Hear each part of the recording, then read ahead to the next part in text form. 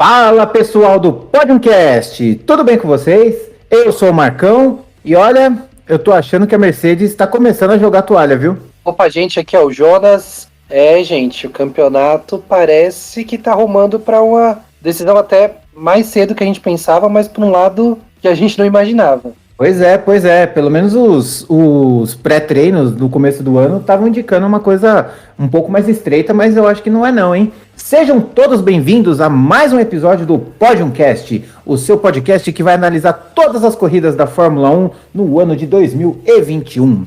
E está participando aqui comigo nesse Podiumcast o meu amigo de sempre, Jonas. E aí, cara, como é que você tá? Tá tudo certo aqui. Para quem mora no sul-sudeste do Brasil, tá aproveitando esse friozinho. Eu acho que até em mais lugares tá bem friozinho, mas vambora, porque tem bastante coisa para falar aí do GP da Estíria. Pois é, estamos falando do GP da Estíria. Eu estou aqui no interior de São Paulo, tá um frio danado, tô eu aqui com o meu cobertor, com a minha touca, mas sempre disposto para falar do nosso grande prêmio da Estíria, que aconteceu nesse último fim de semana. E já quero passar aí pro Jonas, quero que ele me traga aí um destaque da corrida. O que você achou? O destaque do fim de semana para você, Jonas? Eu acho que o destaque para mim foi o domínio completo do Max Verstappen. Irretocável em todos os momentos, não deu margem para erro, não deu margem para adversário. Foi talvez a melhor atuação dele, questão de dominância que ele teve até hoje, assim, foi irretocável. Acho que não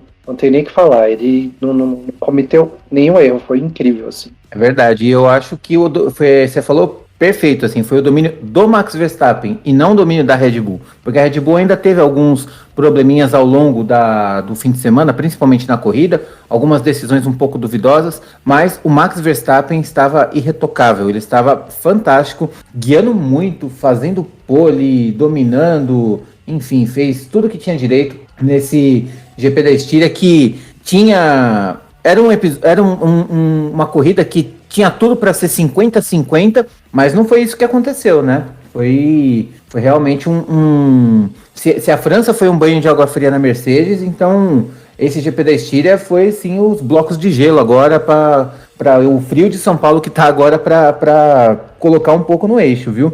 Então temos alguns assuntos bem importantes para trazer aqui nesse episódio, mas antes eu gostaria que vocês se inscrevessem no canal do Podiumcast lá no YouTube. Se você não se inscreveu ainda, se inscreve, deixa o like, ativa o sininho para você receber as notificações, e nós também estamos em todas as redes de podcast do Brasil. Estamos no Spotify, Google Podcasts, Apple Podcasts, e basta procurar Podiumcast no Google, no Bing, onde você achar que é melhor, que a gente vai aparecer. E lá no YouTube, novamente, se inscreva, dê like, ajuda o nosso trampo, que a firma agradece. Vamos começar então falando primeiro da classificação, como sempre, né?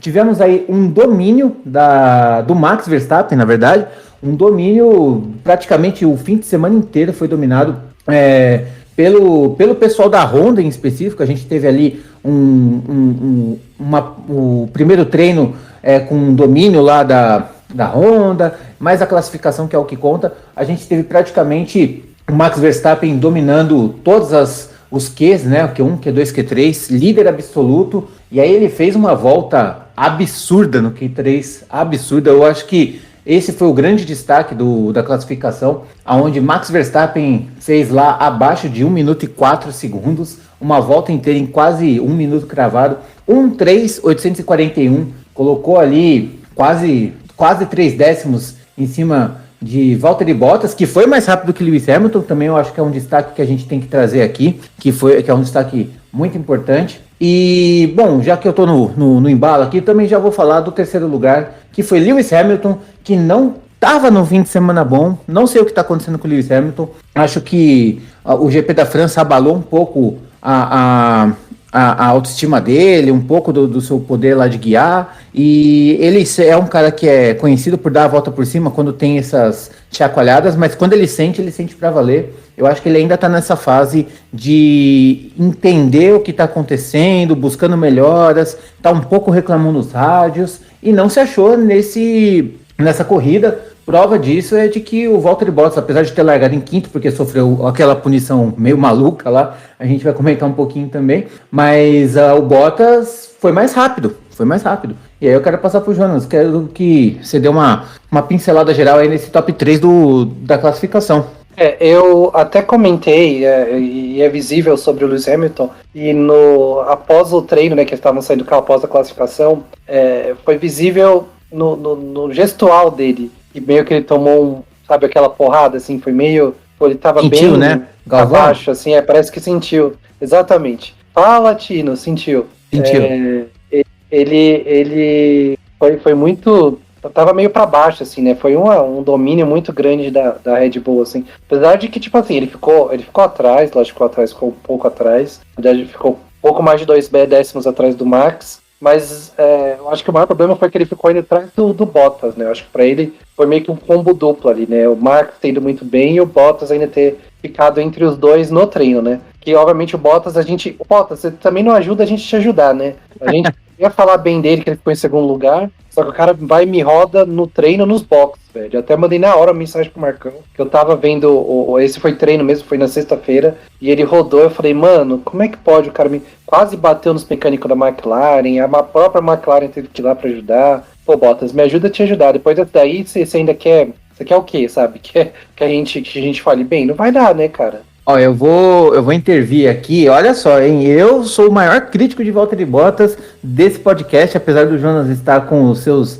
azedumes, e eu concordo com ele. Mas nesse caso, o Valtteri Bottas, a justificativa que aconteceu é que, assim, bom, vamos tentar contextualizar, a gente vai falar um pouco disso também, sobre o que aconteceu entre o GP da França e o GP da Estíria.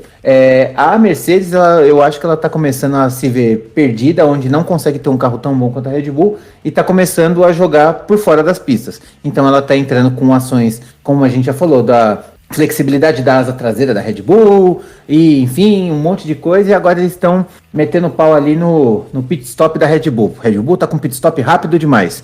Então basicamente, se não pode ser, não tem como ser mais rápido que eu. Se tá com mais rápido que eu, é porque alguma coisa vocês não estão fazendo correto. É basicamente essa a mensagem. E aí, o que aconteceu? A Mercedes querendo ter um pit stop um pouco mais rápido, né? Querer ter uma saída aí alguns décimos mais rápido do que a Red Bull, fez um teste um teste de pit stop onde o Valtteri Bottas estava saindo de segunda marcha. Então essa era a ideia, sair com um pouco mais de velocidade para poder alcançar os 80 por hora lá do limite o limite de que pode dentro dos pits para sair. Ele tentou de segunda e rodou. Então assim, ele errou, mas foi por orientação da Mercedes.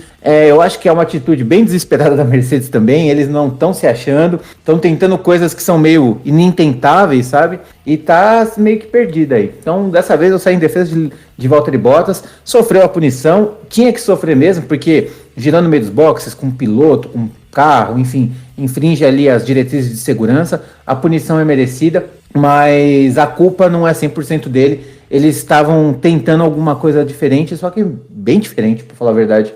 Então, dessa vez eu defendo o Valtteri Bottas. Registrem isso, porque não vai acontecer sempre, ok? Registrem esse momento. Mas eu não dou muito braço torcendo nessa, não. Eu não sei se foi só com ele, ou se o Hamilton estava saindo. Se o Hamilton também estava saindo em segunda e não deu nada, aí a culpa é do Bottas. Se ele estava saindo em primeira, beleza. Mas é muita responsabilidade da própria Mercedes, né? Eu acho que aí realmente falando zoeiras à parte, mas não é legal, né? Tipo, o cara dar mais gás ali. Ainda bem que aconteceu num treino e tal. Imagina se acontece numa corrida com outro carro parado na frente dele, sabe? Podia ter dado um problema grande ali, sabe? Eu acho que existem formas de eles ganharem da Red Bull nos boxes e não seria essa, sabe? Eu acho que o ganho que isso daria para eles é mínimo em comparação ao problema que pode dar, entendeu? Então, a Mercedes não foi bem nessa, não. É verdade, e eles estão tentando de várias coisas, explicando também um pouquinho, aproveitando que a gente está nesse momento, né,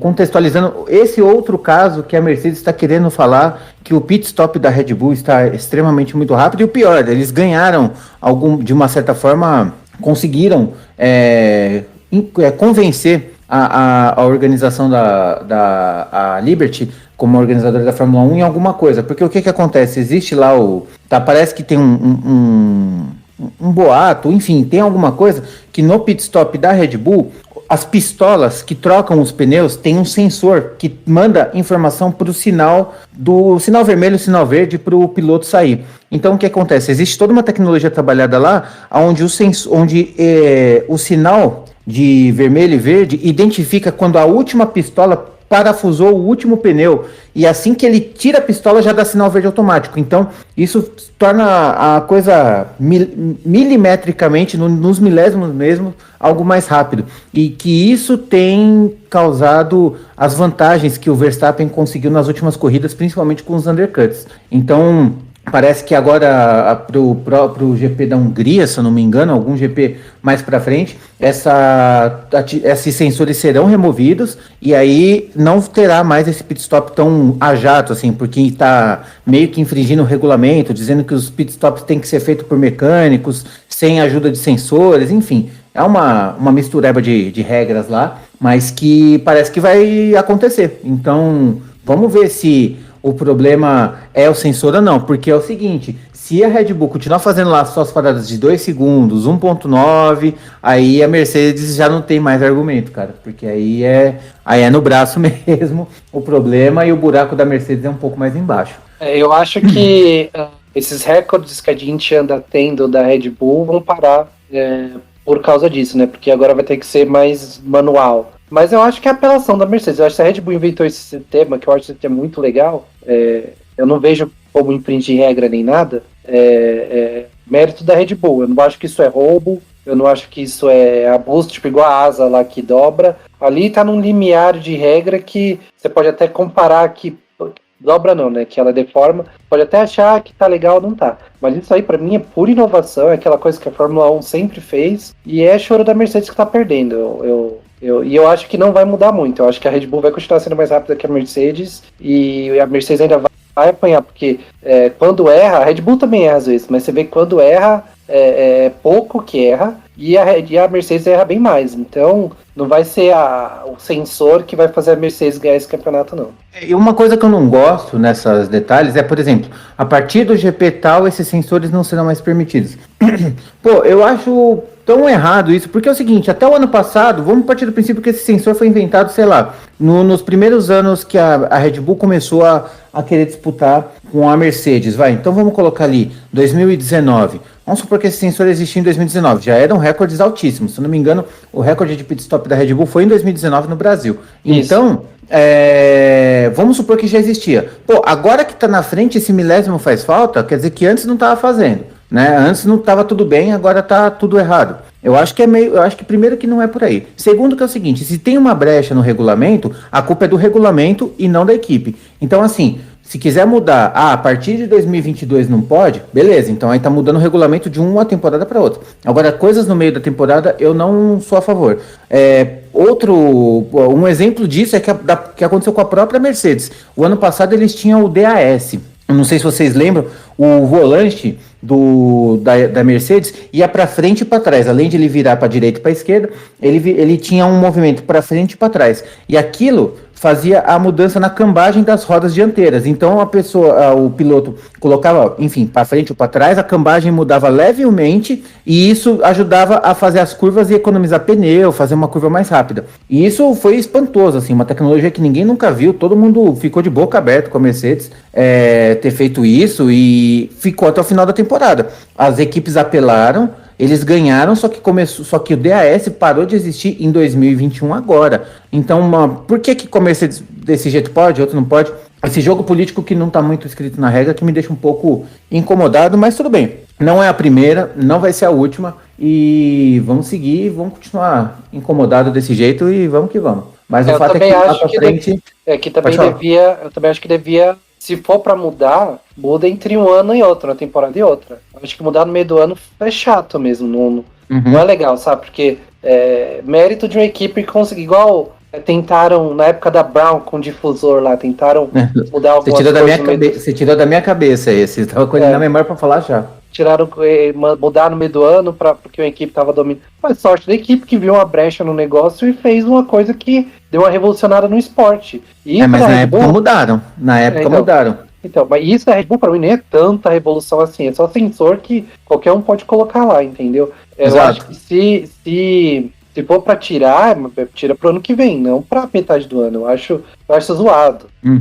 É aquela artificialidade que a gente comentou sobre a artificialidade da Fórmula 1, sobre a questão da bandeira vermelha na última volta lá de Baku. Esse tipo de artificialidade eu até aceito porque tá dentro da corrida e meio que assim, todo mundo ajudou a movimentar a corrida ali, sabe? Mas aí você mudar a regra no meio do campeonato, aí eu já não acho legal, sabe? Uma coisa mal comparando. No campeonato de futebol, de repente, no meio do campeonato, a vitória vale 2 pontos em vez de 3, como era antigamente. Pô, não é legal, né? Tipo, não faz sentido você mudar a regra assim no meio do campeonato. Ou de repente os times têm que jogar com 10 caras, sabe? Tipo, no meio do campeonato. Não faz sentido. Ou pior, né? Tipo, vamos supor, o cara é líder do campeonato, tá com 10 pontos líder do campeonato, então ele vai ficar 5 jogos com 10 jogadores para poder equilibrar o esporte.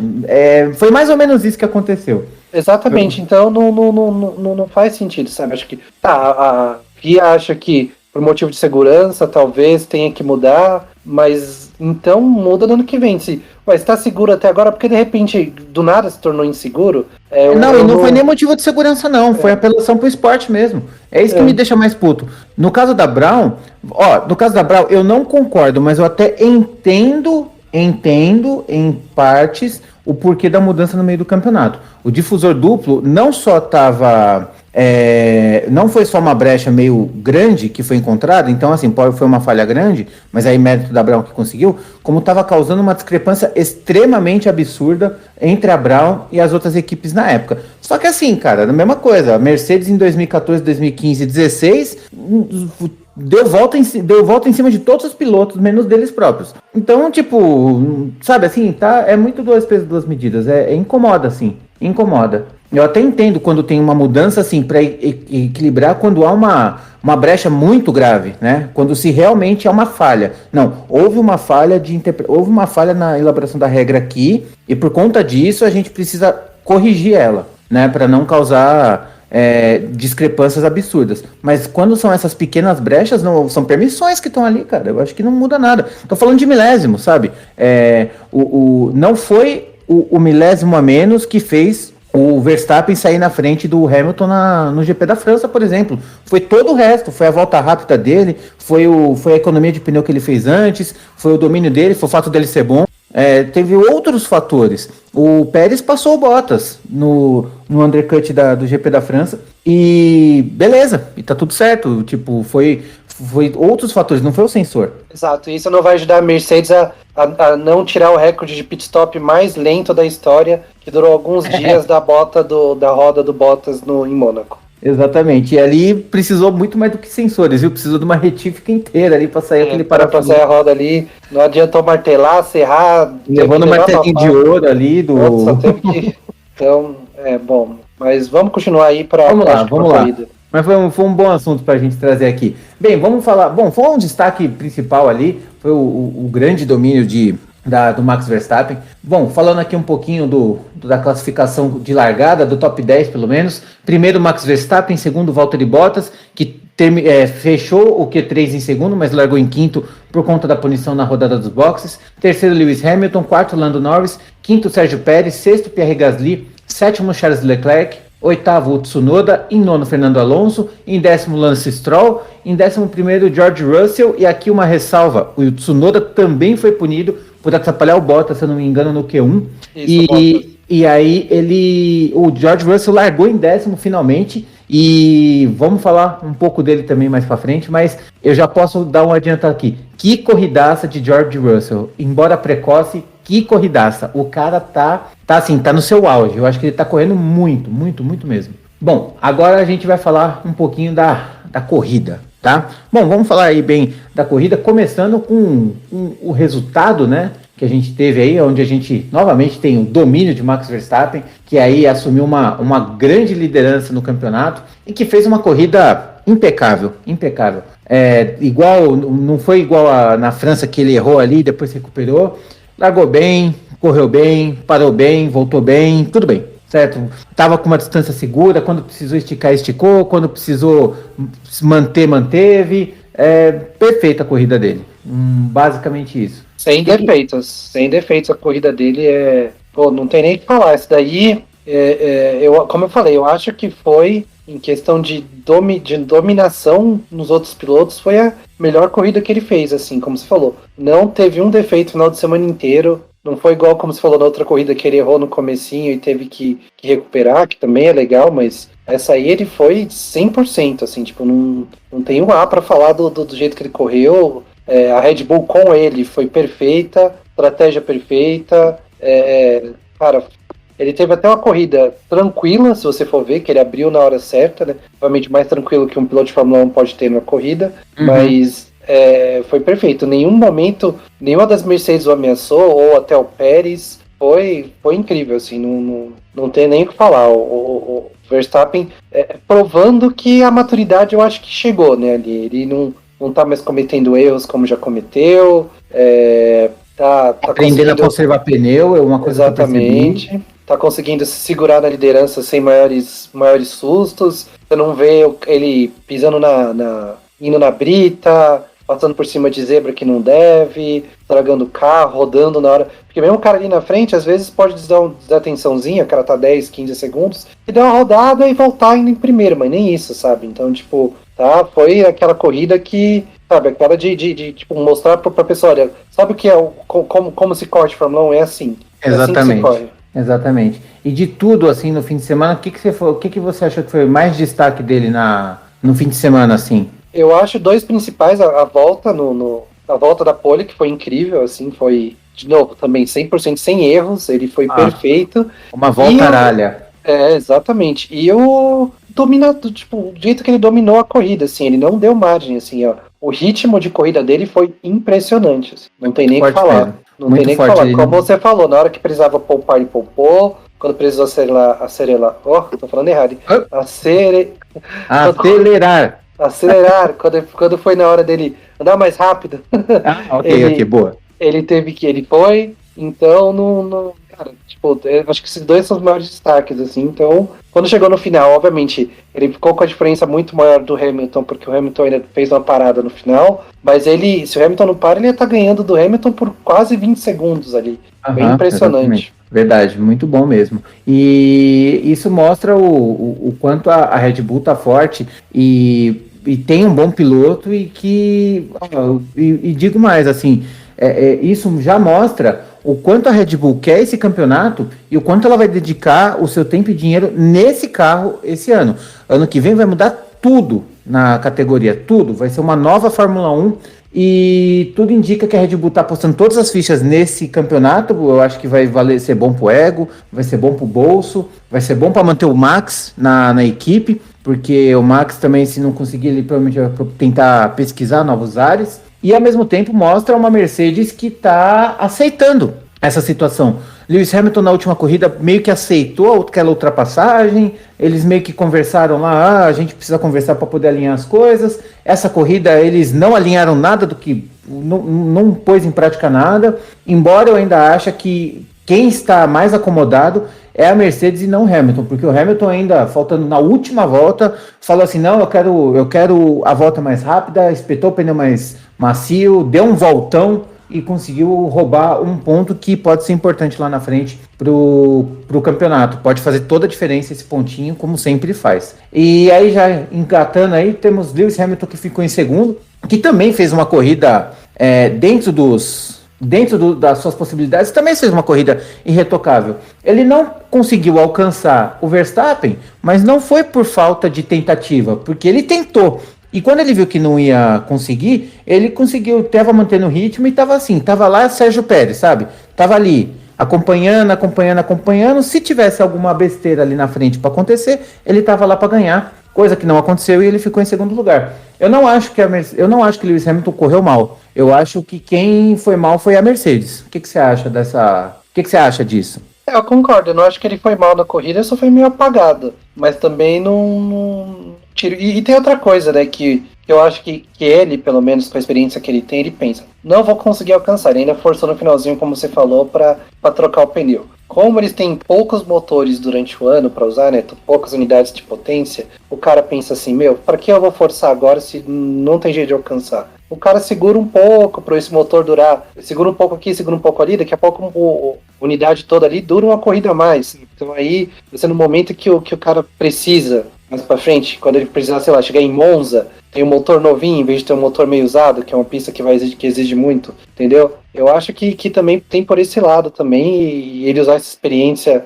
a experiência dele por esse desse jeito, né? Pensando, pô, vou segurar um pouquinho mais aqui, não tem chance de eu ganhar, e ainda mantendo o ritmo forte, como você falou, para caso vai que um retardatário acerta o Verstappen, sabe? Como já aconteceu. Então, eu acho que faz todo sentido ele fazer o que fez. Ele não fez a corrida ruim. Só que, por exemplo, se o Verstappen tirou a nota 10, o Hamilton ficou com um 7 ali, passou de ano, sem problema, mas também não mostrou nenhuma qualidade a mais nessa corrida. Eu acharia que eu acho o sétimo nível muito uma pontuação muito baixa, sendo que ele fez o melhor que ele deu. Mas conhecendo o Hamilton, vale a pena dar esse 7 porque a faca dele é muito alta, né? Ele tem um nível de corte muito alto, então faz sentido essa nota 7, assim, mais ou menos, que você deu. Bom, seguindo aí para os outros dois, né, que terminaram aí terceiro e quarto, tivemos um Valtteri Bottas, que correu bem, na minha opinião. Olha eu falando bem do Bottas, gente. Correu bem, fez uma corrida protocolar, largou em quinto, chegou em terceiro, guiou, ele fez exatamente aquilo que ele deveria ter feito nas outras corridas. Ficou ali seus 15 segundos atrás do Hamilton, ficou defendendo o Sérgio Pérez, ganhou pontos importantes ali contra o Pérez para um terceiro lugar no campeonato, está se recuperando um pouco mais, né? Embora a classificação de construtores, a Red Bull ainda saiu ganhando, né? Porque primeiro e quarto vale mais do que segundo e terceiro na soma dos pontos, mas ainda assim, né? Seria muito pior se fosse primeiro e terceiro para a Red Bull. Então fez ali sua corrida protocolar, defendeu quando tinha que defender, conseguiu segurar o Pérez, que tomou uma decisão um pouco mais, que a Red Bull tomou uma decisão um pouco mais diferente ali para ver se dava certo, e por uma volta ou uma volta pouco não deu certo, mas eu acho que o Bottas foi uma corrida muito boa. Sérgio Pérez, eu acho que fez uma corrida excelente, de verdade. Pô, ele chegou em quarto, chegou, mas assim, quem fez o undercut foi decisão da Red Bull. Eu não achei que foi uma decisão errada, mas eu achei que foi uma decisão tardia, e prova disso foi que ele chegou muito perto do Valtteri Bottas na última volta. É claro que a última volta o piloto vai economizar pneu, não vai dar o máximo, então essa aproximação até que foi um pouco mais acentuada, mas eu acho que talvez se o undercut tivesse acontecido 2 voltas, 3 voltas antes, o Pérez poderia ter alcançado o Bottas e passado, mas o Pérez em si fez uma corrida muito boa, ele foi elogiado inclusive pela equipe da Red Bull. O que você acha, Jonas? Antes de falar disso, eu só tenho uma informação sobre o Hamilton. Com esse segundo lugar dessa última corrida, ele empatou com o Schumacher com o recorde de mais vezes pegadas em segundo lugar. Ele tem 43 segundos lugares, assim como o Schumacher. Então, caso ele chegue em segundo de novo, ele vai ser o recordista de segundos lugares da história. Só voltando agora só do Bottas e do Pérez.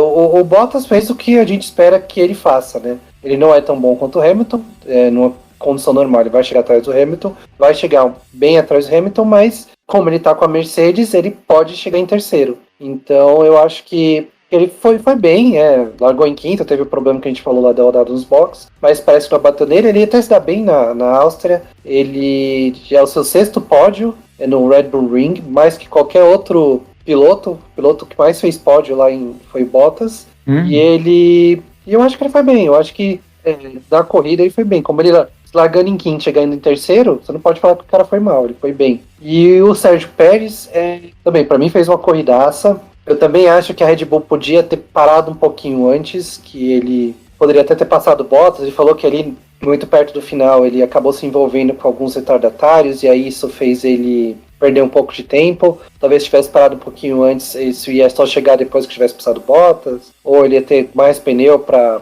passar esses caras antes. Mas ele chegou muito perto do Bottas, né? Ele ficou meio segundo atrás, na verdade 0,527 milésimos de segundos. Então foi ali. Se na próxima volta tivesse mais uma, tivesse a 72ª volta no Grande Prêmio da Estíria ou da Áustria, ele teria passado. Então eu acho que foi muito bom, foi muito boa a apresentação dele. E só lembrando que somente as duas Mercedes e as duas Red Bull, né, as duas Red Bulls e os Mercedes, chegaram na mesma volta do líder. Né? Obviamente, as duas Mercedes e a Red Bull, né, o líder foi o Max Verstappen, só eles fizeram 71 voltas. Do Lando Norris, que foi o quinto para trás, todos eles fizeram só 30 voltas e tomaram uma volta pelo menos do Verstappen. Uhum, verdade. E a outra estatística importante que a gente tem que trazer aqui é a Red Bull cravou a sua quarta vitória seguida. Isso não acontece desde antes da era híbrida, assim. Então, é um marco muito importante para a Red Bull. Eu acho que eles estão querendo esse título para voltar a ter força, né? Talvez até convencer a Honda de ficar. Eu acho que se a Red Bull ganhar, eu acho que a Honda pensa mais uma vez e volta aí com suporte técnico. Não sei se a Honda vai... Não tenho tanta certeza se a Honda vai sair, embora ela já tenha comunicado e tudo mais. Não sei não, viu? Tenho minhas dúvidas. E desde quando que a Honda não ganha 4 vezes seguidas? Acho que desde 1991 ou 1993. Desde 91 com o Senna. O Senna ganhou as 4 primeiras corridas de 91. Foi a última vez que a Honda vence 4 corridas seguidas. Então faz 30 anos, né? 30 anos. 30 anos, desde as 4 primeiras de 91, que eu não vou lembrar quais foram. Interlagos tá nessa, acho que foi nos Estados Unidos. Deve ter sido Mônaco e mais uma. Canadá, talvez. Pode ser. Então foram essas 4 corridas que o Senna ganhou em 1991. E é a primeira vez que a Mercedes fica 4 corridas sem vencer na era híbrida. Exatamente. Já tinha a Red Bull tinha ganhado 3, que a Ferrari tinha ganho 3 seguidas, ou tinha ganhado uma Red Bull, 2 a Ferrari, que era o tempo que a Mercedes tinha ficado mais sem ganhar, né? Mais tempo sem ganhar. E agora a gente tem um recorde de 2014 para cá, de mais tempo que a Mercedes fica sem vencer uma corrida, né? Mais corridas que a Mercedes fica sem atingir o primeiro lugar do pódio. As coisas estão mudando, né? O problema da Red Bull é que o regulamento muda ano que vem, né? Se mantesse agora, poderia voltar a ter tipo talvez uma dinastiazinha aí do Verstappen, igual foi o Vettel, assim. Então, mas... seguidas aí, mas agora já era, né? Não já era, mas vai mudar. O regulamento obviamente vai mudar, então talvez no ano que vem as forças mudem também de novo e a gente não tem como saber, né? É verdade. Eu tô bem animado pro ano que vem, a gente já viu o protótipo do carro, é muito legal, eu estou empolgado com ele, mas agora aproveitando esse momento aí, da sua visão, você acha que a Mercedes já abandonou o desenvolvimento do carro desse ano para deixar o ano que vem e vai tentar ganhar o campeonato com o que tem, ou não? Você acha que a Mercedes vai querer reagir e querer manter a sua hegemonia como maior equipe de todos os tempos? Eu não acho que eles desistiram não, eles ficam falando nisso, mas eu acho que é só para iludir os outros, assim, sabe? Eu duvido que eles tenham desistido, pô, eles estão com um retrospecto tão bom, eles podem acabar essa era, como ano que vem já vai ser um regulamento novo, bem diferente, eles podem acabar essa era como marcar a era híbrida vai ser a era Mercedes, sabe? Então, exato. Se eles não ganharem esse, vai dar aquela Red Bull, vai dar aquela carimbada bonita na faixa, e aí não vai ser a mesma coisa, né? Vai ser, lógico, uma dominância muito grande, uma dominação incrível, mas não vai ser perfeita. 100%. Não vai ser 100%. Então, eu duvido que eles tenham parado completamente. Eu acho que talvez investimento menos, por exemplo, do que a própria Red Bull, mas parar de mexer nesse carro desse ano, eu acho muito difícil, ainda mais com um cara como o Hamilton lá dentro, que deve estar falando assim, não, deve ter alguma coisa que dá pra gente fazer, não, vamos fazer uma asa nova, vamos explorar mais o motor, vamos ver um óleo diferente para dar mais potência, sei lá.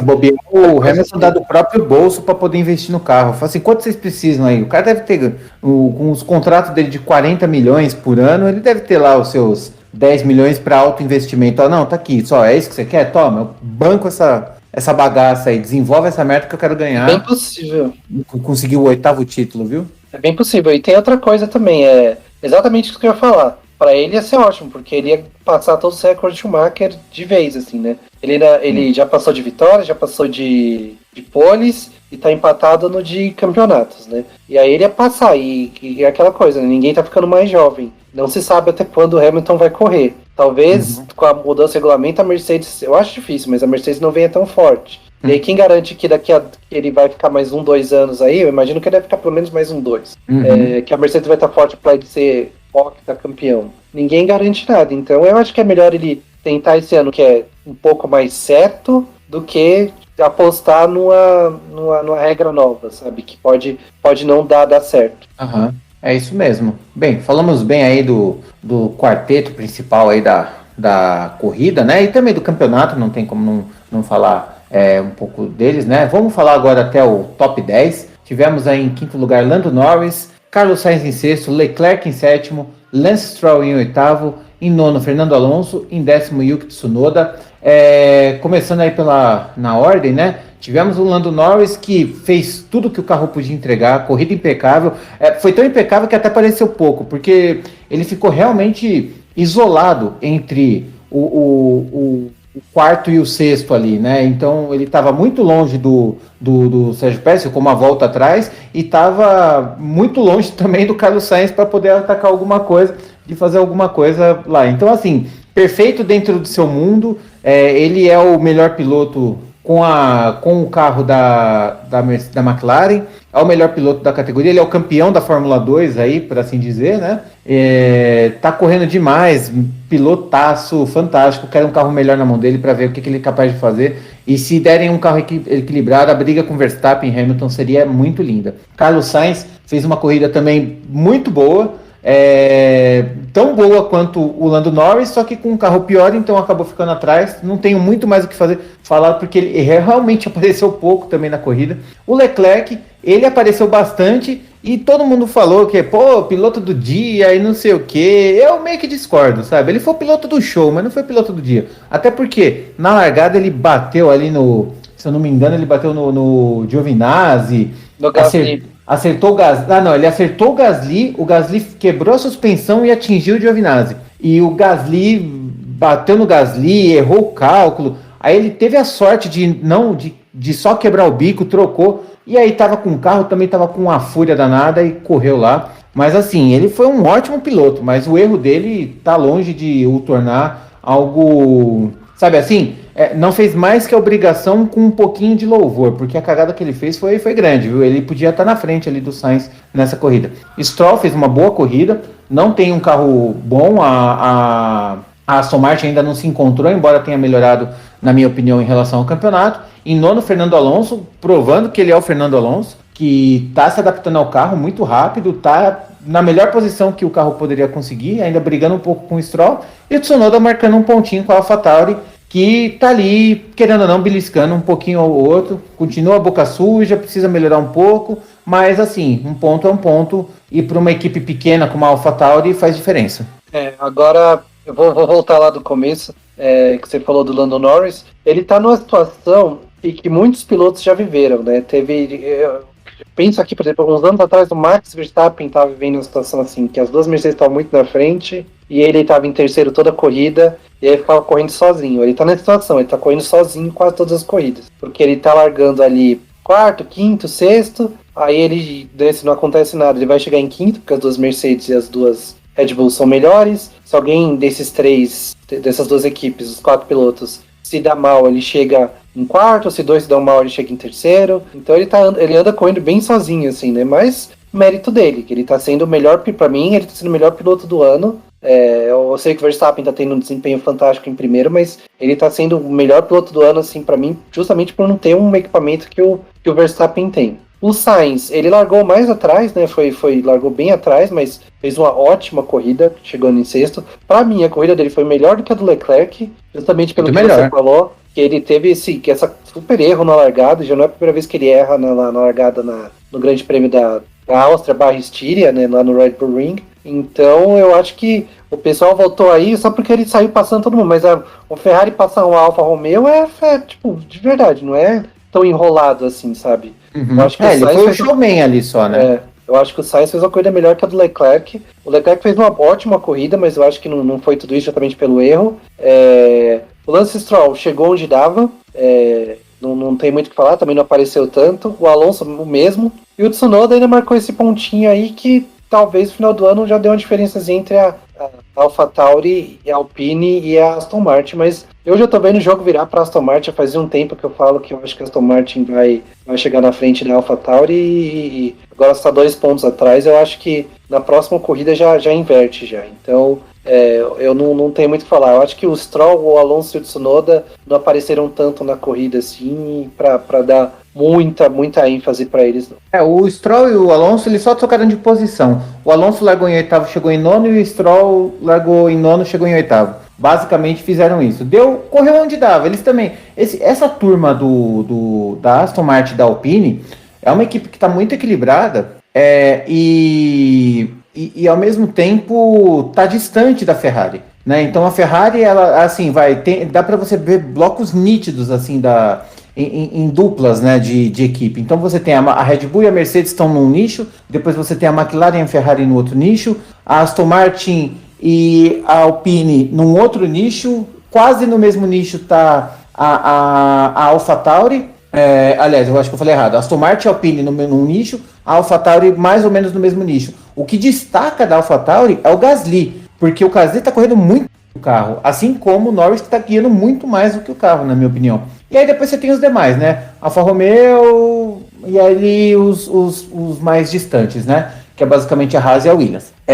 E então é difícil você ter uma noção. Eu acho que esse jogo vai ser muito equilibrado. A Aston Martin está na frente, sim, por conta dos ótimos resultados que o Vettel teve, mas assim, eu acho que nem o Vettel acreditou nos bons resultados que ele teve, porque, por exemplo, mais uma vez, o Stroll ficou na frente do Vettel. O Stroll pontuou e o Vettel não.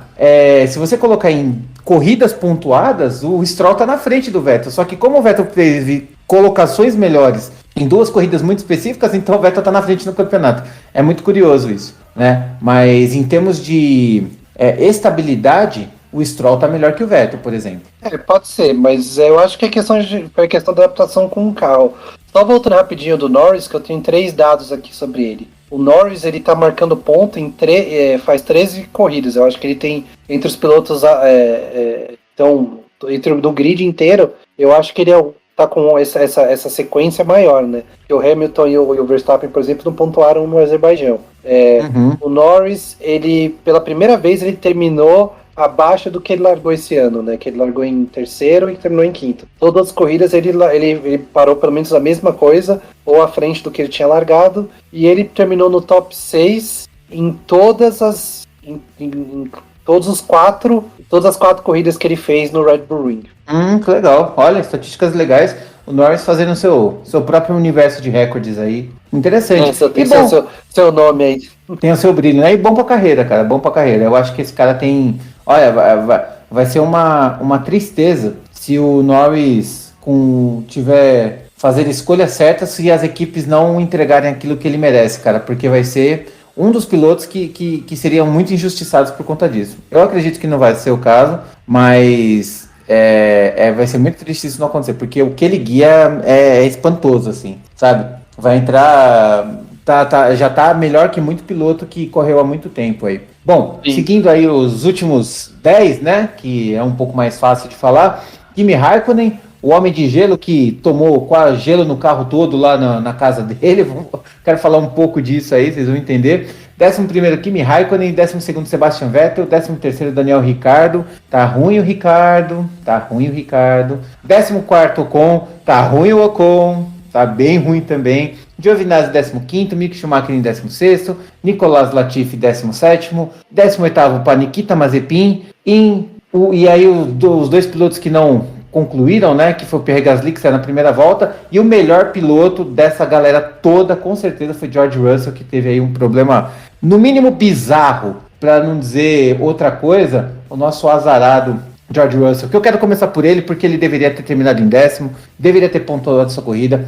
George Russell correu demais. Ele por um pouquinho não consegue o Q3, ele quase conseguiu, largou em 10º por conta da punição do Tsunoda. Na corrida, ele estava se mantendo em 10º, chegou a ficar em 9º, em 8º, estava correndo pra caramba, e aí por um problema que eu não entendi o que foi que aconteceu, o problema foi na questão do ar comprimido do carro, onde ele teve que fazer uma parada super longa e tiveram que colocar ar comprimido no carro. A Williams não estava, eu não sei se é ar comprimido do turbo, do compressor, não sei, não faço ideia.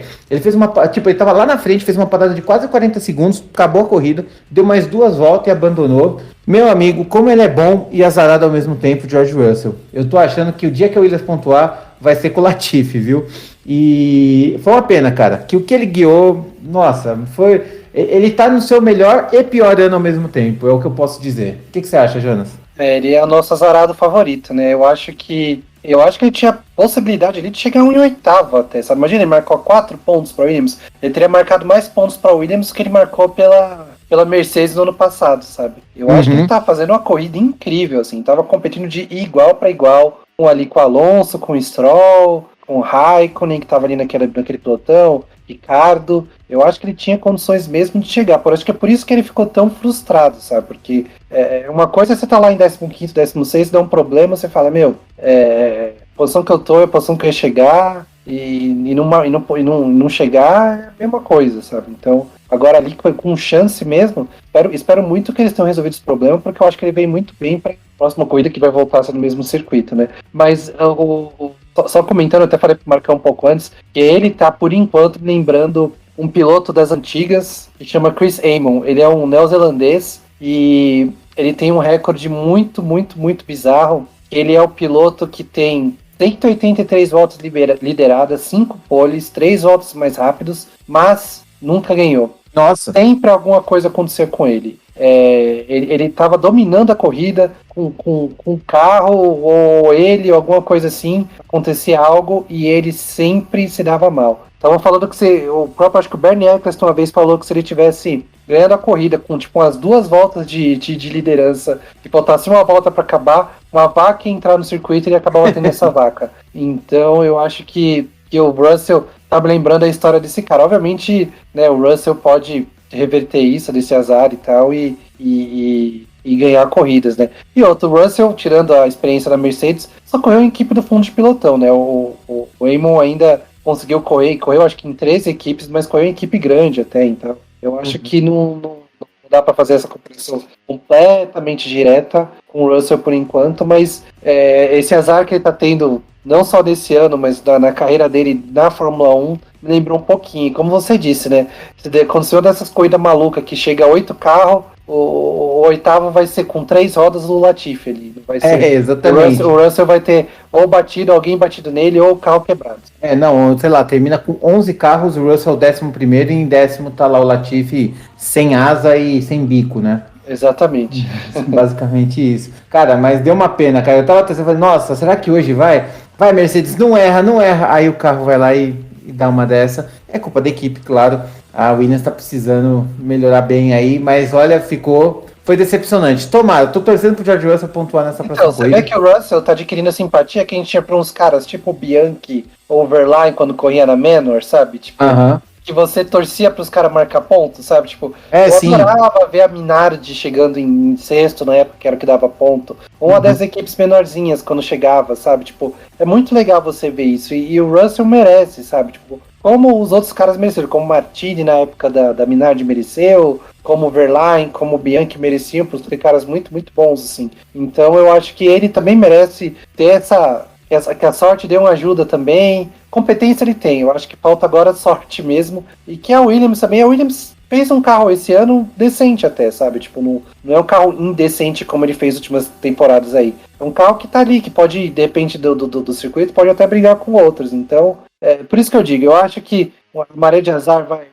embora, ele vai marcar pelo menos um pontinho ainda no final do ano. Pois é, e eu acho que ele tá na sua melhor temporada, porque ele já tá entendendo muito bem o carro é bom, ele tá ganhando mais que o carro também, né? Então eu vejo 3 grandes pilotos que estão correndo muito mais que o carro, que é o Norris, o Gasly e o Russell, que é novíssima geração mesmo, fazendo bem. E assim, eu acho que aquele erro que ele fez em Imola, eu acho que ele já deu a volta por cima, porque as 2 últimas corridas ele se apresentou muito bem, essa corrida da Estíria em especial foi fantástico, assim, maravilhoso, e eu acho que ele já entendeu aquela pataquada, ele já deixou para trás, usou como forma de superação, e ele tá guiando mais que o carro. Tanto que eu acho que o carro não tá aguentando, não tá aguentando o tranco na mão dele, cara, ele tá guiando muito mesmo.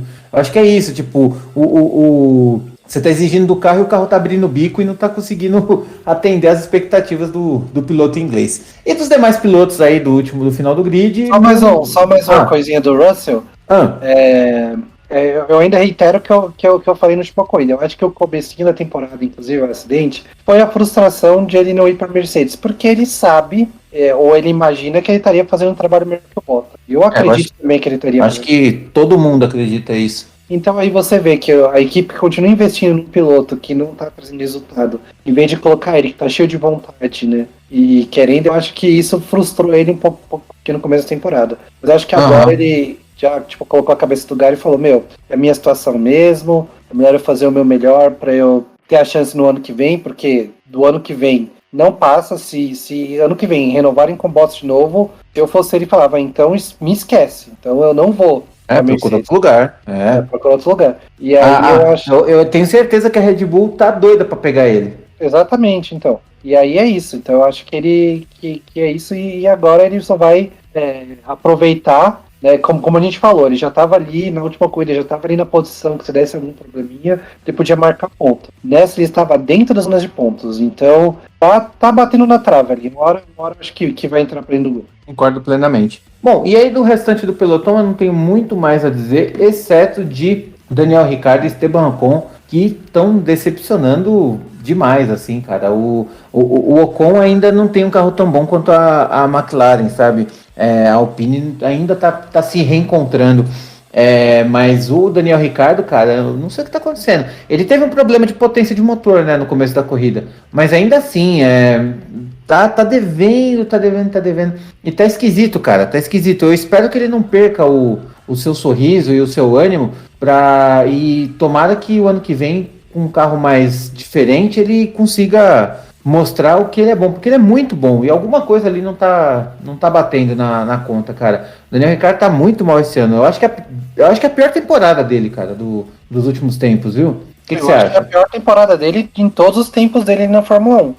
Ele teve aquela época, ele teve aquele ano na Espanha, né, que não conta muito. Não conta muito. Ali qualquer coisinha que ele fizesse ia ser bom, né? E não tem uma coisa do Russell agora, sabe? Qualquer besteirinha que o cara faz é bom. Não é ali que a gente pode avaliar muito. Mas eu acho que ele não se achou com o carro ainda. O carro não combinou com ele. Não tá ornando, né? Ele com o carro. E aí não tá conseguindo fazer bons resultados. E aí eu acho que isso mina a confiança do piloto. Enquanto ele não tiver 100% de confiança no carro, ele não vai conseguir correr bem. Eu acho que é isso que tá faltando. Talvez para a segunda metade do ano ele consiga dar a volta por cima, né? O que eu espero, ou vai ter que aguardar para o ano que vem. Agora o Ocon, eu esperava, ao mesmo tempo, vai soar meio estranho, que ao mesmo tempo eu não esperava muito, mas esperava mais, sabe? Pelo menos com relação ao Alonso. Eu não achava que a Alpine ia estar tão bem, como não tá. Eu achava que a Alpine ia estar mais ou menos na peça que tá. Só que eu esperava que ele conseguisse sucessivamente bater o Alonso. Isso não tá acontecendo. Eu vejo hoje em dia o Alonso chegando com a pontuação muito maior que ele no final da temporada. E isso para ele vai ser muito ruim, porque o Alonso ficou 2 anos parado, o Alonso sofreu um acidente no começo do ano, o Ocon não tem essa desculpa, ele ficou 1 ano parado, mas já faz tempo, então eu acho que não tem muito que de desculpa aí não, viu? Eu acho que ele tá perdendo uma grande chance na Fórmula 1, assim. Não sei se também é adaptação no carro, eu não sei o que tá acontecendo, mas eu acho que tá passando o tempo dele, porque ele não é tão novo quanto essa molecada tipo Gasly, Verstappen, Tsunoda ainda mais, mas ele não é tão novo quanto eles, também não é tão velho quanto o Bottas e tudo mais, mas eu acho que tá perigando ele, não sei, então. o de passar ali. Bom, o Ocon renovou para os próximos 2 anos, assim como o Alonso, né? Você falou da pontuação, o Alonso está 7 pontos na frente do Ocon, 19-12, mas se você parar para pensar que para cada corrida eles ganham 2 pontos, 7 pontos é muita coisa, muita coisa. Só para você ter uma ideia, se nas próximas corridas o Ocon chegar em 9º e o Alonso chegar em 10º, ele vai precisar de 7 corridas para empatar com o Alonso. É muita coisa. Exatamente. É muita coisa. Isso já dá quase metade, mas dá mais da metade do campeonato já, né? 1/3 do campeonato, são 21 corridas, né? 1/3, a gente fechou 1/3 agora, estamos indo pro segundo terço. Então é realmente muito preocupante aí pro francês, né? Bom, eu falei que eu ia contar da história do Kimi Raikkonen. Kimi Raikkonen postou no seu Instagram, tem 2 dias, estamos gravando na quarta-feira, ele postou, acho que foi na segunda-feira, que teve aí uma chuva de granizo na casa dele lá, das mais violentas que eu já imaginei, cara. Tava a chuva, quase chuva de granito, sabe? De tão pesado que tava os negócios. a piscina dele tava fazendo onda. E eu não tô zoando, tipo, os granizos arrebentaram o carro dele. Arrebentaram o telhado da casa.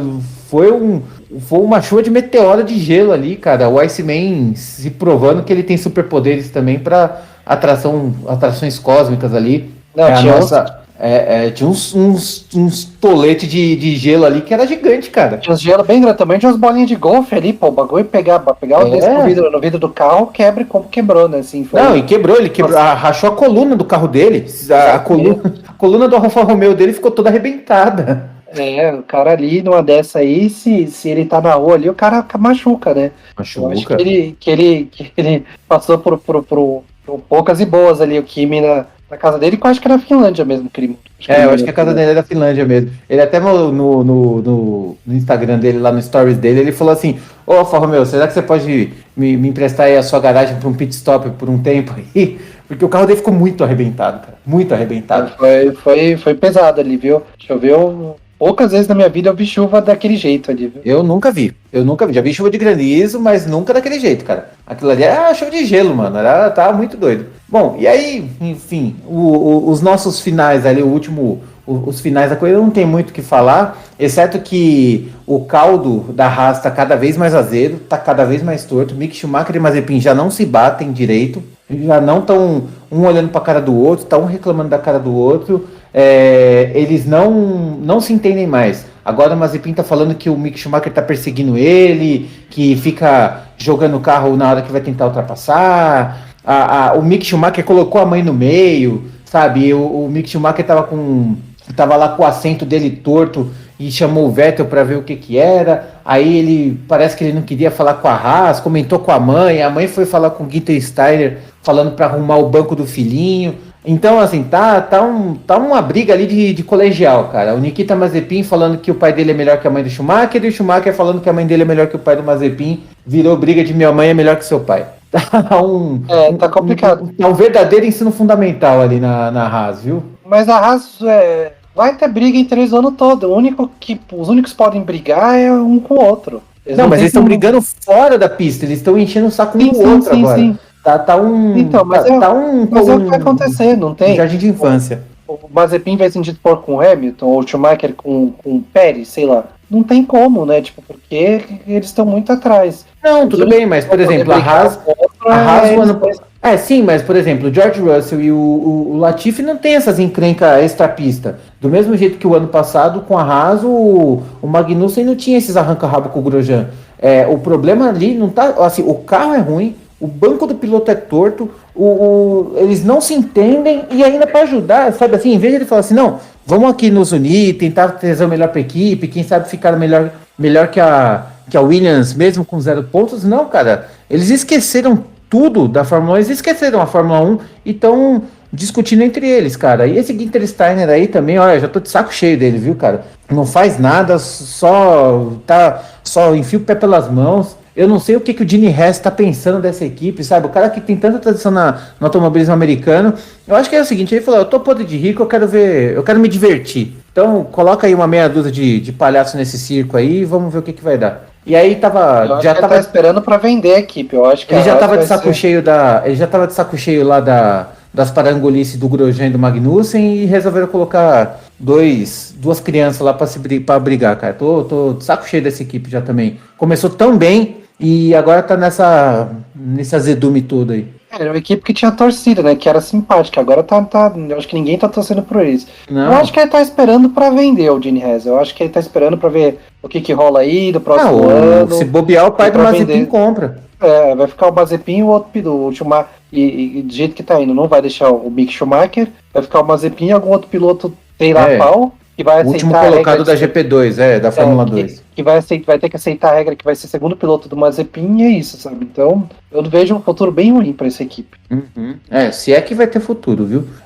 Bom, e aí é isso. Tivemos aí essas posições da corrida. Acho que a gente falou um pouquinho de tudo aí. Então, vamos agora para piloto do dia, roda presa e zebra do fim de semana. Começando aí com o Jonas. Jonas, piloto do dia para você. Então, ao contrário do nosso amigo internauta que elegeu o Leclerc, eu não acho que ele foi piloto do dia, porque ele fez um erro muito grande no começo. Esse é o segundo GP seguido da Estíria ele acaba a primeira volta nos boxes, né? A última corrida que foi da Estíria/Áustria, ele também acabou a primeira volta nos boxes, só que naquela ele se deu muito pior que nessa. Pra mim, foi o Max, como a gente falou, foi perfeito. O Max foi perfeito no final de semana, o piloto do final de semana, do dia, da Áustria, da Holanda e de todos os outros lugares. Do continente, né? Bom, eu não continente europeu. Eu não tenho como falar diferente. Max Verstappen, pilotaço do dia, com a sua incrível volta, com a sua incrível corrida, com a sua incrível estratégia, com o seu incrível tudo, com o seu incrível momento. Max Verstappen, piloto do dia, com toda certeza. Jonas, roda presa pra você. O roda presa nessa... pior que eu fiquei pensando assim, eu vou de novo, como na última eu falei que a zebra foi corrida, eu vou falar do roda presa foi a corrida da Áustria, eu esperava mais. Eu achei ela bem paradinha, eu acho que essa maestria do Verstappen na corrida acabou deixando a corrida meio parada. Eu esperava as últimas duas ano passado, né, de Estíria Áustria. No passado foi Áustria Estíria, esse ano vai ser Estíria Áustria. Foram mais legais, assim. Esse ano eu vou dar roda presa pra corrida, o Grande Prêmio da Estíria. Eu achei que desse ano foi a que teve menos legal, assim. Eu tenho uma teoria da conspiração em cima disso, tá? O ano passado teve GP da Áustria e da Estíria. A da Áustria foi boa, a da Estíria foi mais ou menos. Esse ano tudo se repete. Então eu acho que a próxima corrida da Áustria vai ser boa e essa foi a mediana. Eu acho que o problema tá no nome. Tá? Fiquem aí para filosofar. Numerologia, tá tudo indicando lá. Começa com S, o outro começa com A, tá tudo certo, cara. Vai por mim, você vai ver que a Áustria vai ser muito boa. Bem, vamos lá, roda presa para mim. Cara, Daniel Ricciardo. Daniel Ricciardo não tá nem de longe fazendo aquilo, nem de longe fazendo o mínimo que o carro pode fazer. Não se achou, ele já declarou isso. Daniel Ricciardo, com dor no coração, que eu voto nele, tá? Bom, e a zebra pra você, Jonas? Zebra, eu ia falar o George Russell, mas aí o resultado dele não foi resultado de zebra, né? Acabou sendo resultado e geralmente acontece. Eu vou colocar o Bottas. Bottas no pódio pra mim é uma zebra. Pois é. Bom, eu entendo como zebra como aquilo que é o inesperado, né? Embora não era esperado o George Russell estar em oitavo ou nono, décimo ali pontuando, né? Ali seria o inesperado. Foi inesperado uma quebra tão bizarra assim e no momento que a gente estava esperando que ia conseguir. Então, pela decepção, a zebra para mim fica com a Williams, né? E não com o George Russell.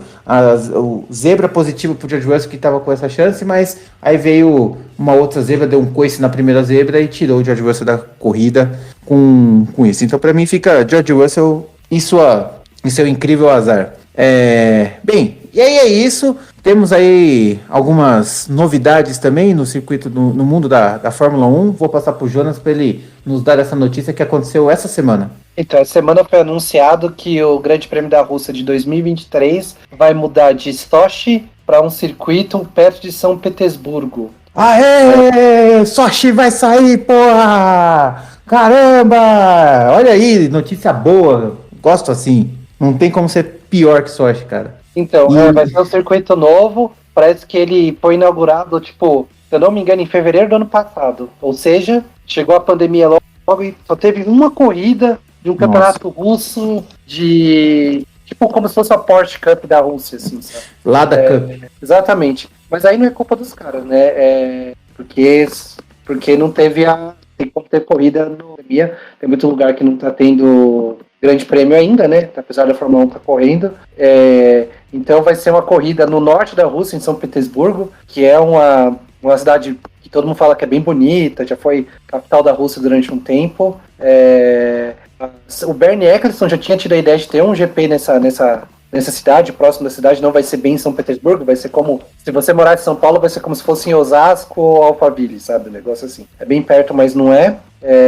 E aí vai sair Sochi e vai entrar essa corrida. Eu também estou muito feliz. É mais um autódromo construído pelo Hermann Tilke.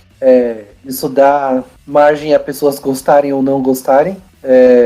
Ele fez pistas muito ruins, como Sochi, mas ao mesmo tempo fez pistas muito boas, como a da Turquia, como a da Malásia, que era bem legal. O nome da pista é Igora, eu tava procurando aqui, gente, é Igora Drive, fica a 54 km de São Petersburgo, vai ser em 2023, e eu tava vendo sobre o tempo, ela vai ter que ser bem nessa época do ano, assim, porque Parece que tem tipo 3 semanas de calorzinho lá, que aí faz os 20 graus, 20 e poucos. Se for mais pro final do ano, começa a cair a temperatura para baixo de zero, no começo do ano também. Então vai ser nesse período bem curtinho do meio do ano. E também chove, falam que é um tempo muito parecido com o de Londres, assim. Que tem umas chuvas horríveis, assim, né? E essas 3 semaninhas que faz sol, fica uma chovendo. Então não é tão sol assim. Pois é. O layout da pista principal tem 4.086 quilômetros e 14 curvas. Eu não vi o circuito ainda, deixa eu ver. Como que é o nome dela? Igora Drive. Igora mesmo. Drive. Igora Drive. Isso. Olha, eu não vi ainda essa pista. Só que esse circuito de 4 quilômetros, né, que daria uma corrida, seria o circuito mais curto a correr na Fórmula 1, né, tirando aquele do Bahrein do ano passado lá, que correu a segunda corrida no Bahrein, o circuito permanente, mas já estão dizendo que vão reformar a parte final dele a 1 quilômetro a mais, aí ficaria 5 e pouco, seria mais ou menos o tamanho de Hockenheim, mais ou menos daria uns 5 km e 100.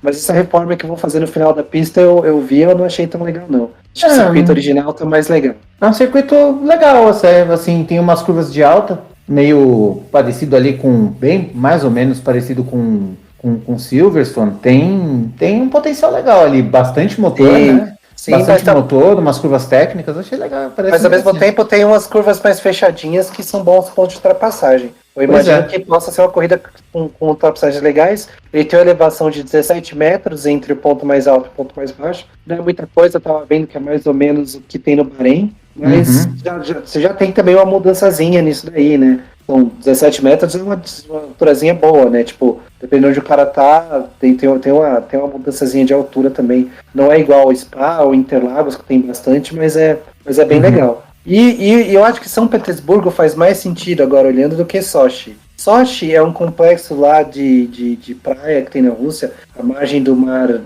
Negro, mas não é um lugar que nem os russos gostam tanto, eu ouvi dizer, sabe? E é meio longe de tudo e tal. São Petersburgo é uma cidade enorme, uma cidade global. Mais turística também, né? Turística, falam que é uma cidade linda, que tem uns prédios muito bonitos. De antes ainda da época do Império Russo e tal. Antes da Revolução Russa. Então, eu acho que vai ser bem legal. Mas a possibilidade de ter um rodízio. Um ano vai ser Igora e um vai ser em Sochi. Sochi está saindo porque eles vão reformar lá o Centro Olímpico para alguma coisa que eu não vi direito o que é. Mas é isso que vai acontecer. Vai ter uma nova pista na Rússia, que eu tô feliz. Eu queria muito que ficasse essa pista, eu tô achando mais legal. Não teve corrida nenhuma ainda, mas eu já acho mais legal que o Sochi.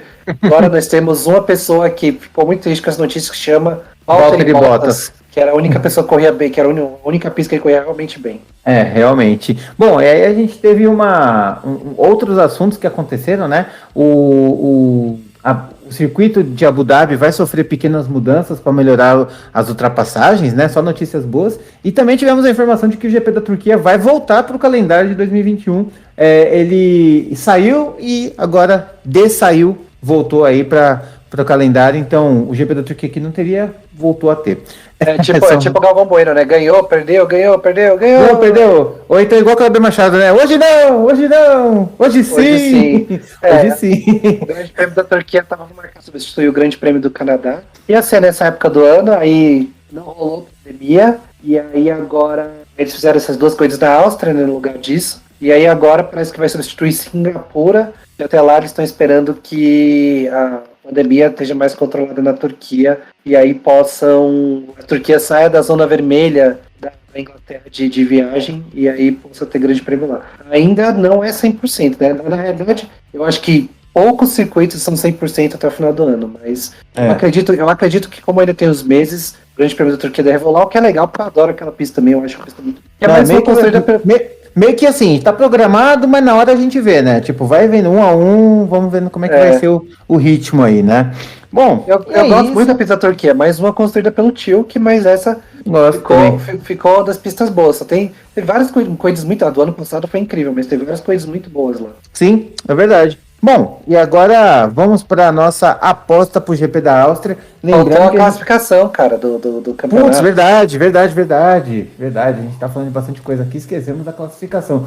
Vamos lá então, Jonas, com você. Classificação de pilotos e construtores. Vamos para a classificação de pilotos primeiro. O primeiro continua sendo Max Verstappen com 156 pontos. ele abriu a vantagem de 22 pontos, não, 18 pontos, aliás, desculpa, sobre o Lewis Hamilton. Já tá começando a se desenhar ali. É tirável porque tem muito campeonato, mas tá uma diferença bem boa, né? O Lewis Hamilton vem em segundo com 138, o Sérgio Pérez em terceiro com 96, marcando pontos com regularidade. O Norris ainda é o quarto com 86, 10 pontos atrás do Pérez, um desempenho incrível. O Bottas é o quinto com 74, o Leclerc é o sexto com 58, o Sainz é o sétimo com 50, mostrando a evolução da Ferrari aí. Teve aquelas duas corridas que foi bem mal, mas essa daí já voltou a pontuar bem. Em oitavo, Gasly, que não completou essa última corrida, mas mantém uma pontuação boa de 37. Em nono, Ricardo com 34. E em décimo, Vettel com 30. Décimo primeiro, a gente tem o Alonso com 19. Décimo segundo, o Stroll com 14. Décimo terceiro, o Ocon com 12. Décimo quarto, Tsunoda com 9, que para compor um time nessa última corrida.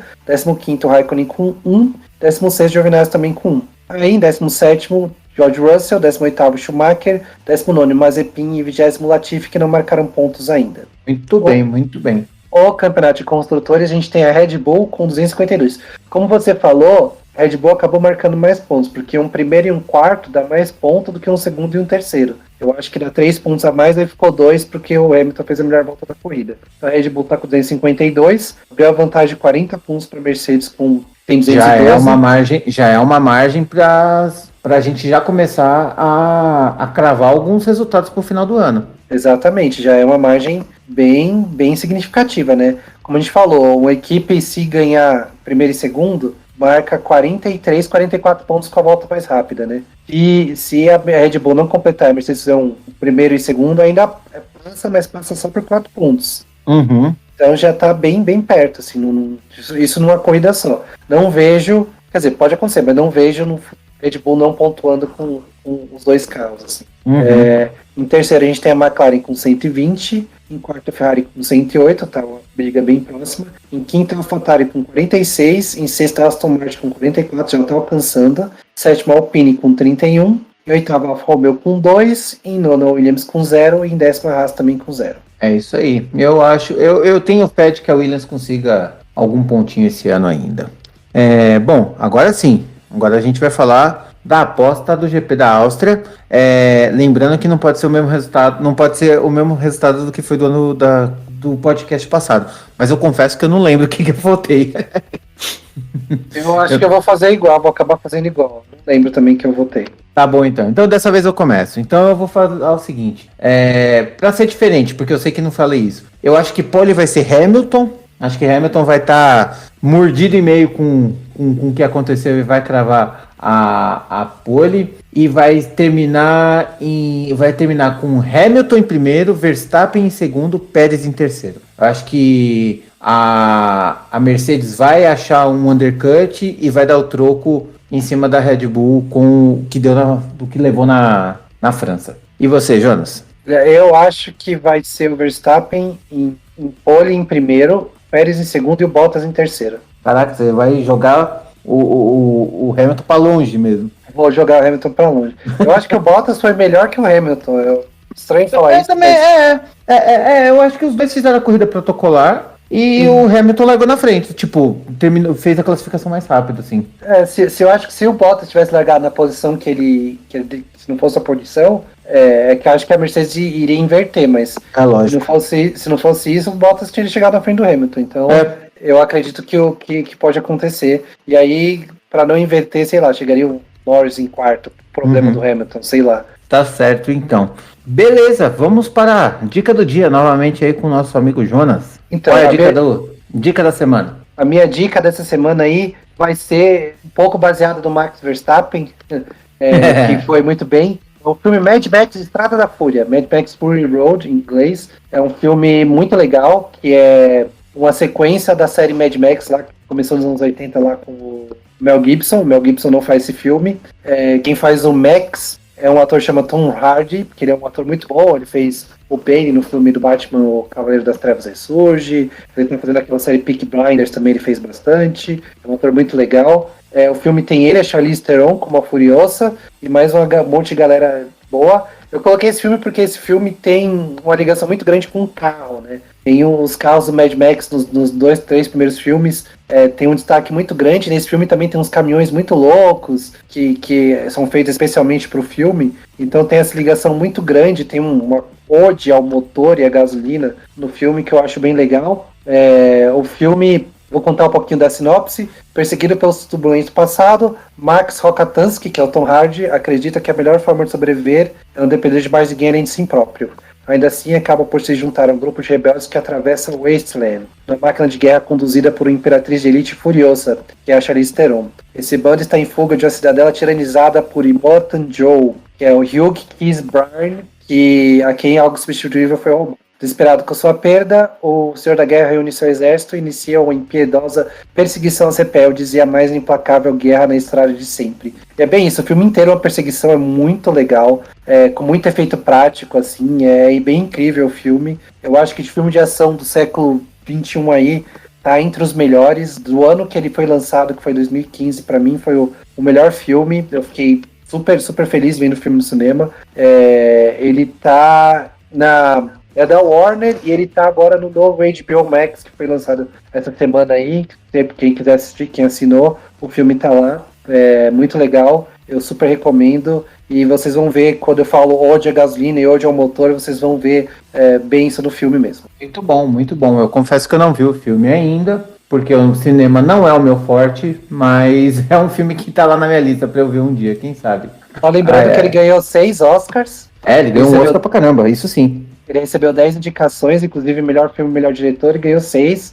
Todos os técnicos, melhor edição de som, melhor mixagem de som, melhor direção de arte, melhor maquiagem e penteados, melhor figurino e melhor edição. Muito legal, muito legal. É muito divertido o filme, eu adorei, assim, tipo, é um daqueles a Mad Max é uma série que eu gosto muito desde a época do Mel Gibson, e esse filme continuou e vai ter sequência. Parece que essa Furiosa, que é a Charlize Theron, vai ter um filme com a história dela e talvez tenha um quinto Mad Max aí mais pra frente. Muito bom, muito bom. Bem, e é isso. Vamos encerrando o nosso Podiumcast. O papo tá muito gostoso, dá vontade de ficar falando aqui por bastante tempo, já começar a entrar no assunto do filme, analisar o filme, aí puxa para mais não sei o que, e o papo vai continuando, mas temos que encerrar aí o nosso episódio. Semana que vem tem outro, com o Grande Prêmio da Áustria, e eu gostaria de agradecer o Jonas por participar de mais um episódio do Podiumcast. A palavra é sua, meu amigo, muito obrigado. Eu que agradeço, Marcão, mais uma vez, como sempre. O campeonato tá muito legal. Nosso trabalho tá muito legal também por causa do campeonato, também ajuda muito a gente a fazer um trabalho legal. Reitero, como o Marcão vai falar depois, para seguir a gente nas redes sociais aí, olhar, compartilha com os amigos aí, que a gente agradece. E muito obrigado e até semana que vem já com o Grande Prêmio da Áustria. Muito bem, muito bem. Então vamos encerrando aí o episódio. Eu gostaria de agradecer novamente ao Jonas e principalmente você por nos ter escutado, nos ter visto lá no YouTube até agora, acompanhado o nosso trabalho. A gente agradece muito. Lembrando que a gente está em todos os players de podcasts do mundo. Estamos no Spotify, Google Podcasts, Apple Podcasts. Onde você puder nos seguir, nos siga. Mas a gente pede carinhosamente que nos siga lá no nosso YouTube, que é onde a gente tem um pouco mais de engajamento. Então se inscreva, dê like, ative o sininho lá, compartilha o canal lá, que é onde a gente consegue ter um pouquinho mais de relevância, é onde as coisas acontecem ainda um pouco mais dinamicamente. Para nós é legal. E aí, como sempre, né, colabore com o nosso trampo, que a firma agradece. Bom, gente, vamos encerrando. Muito obrigado, até semana que vem, um abraço e tchau!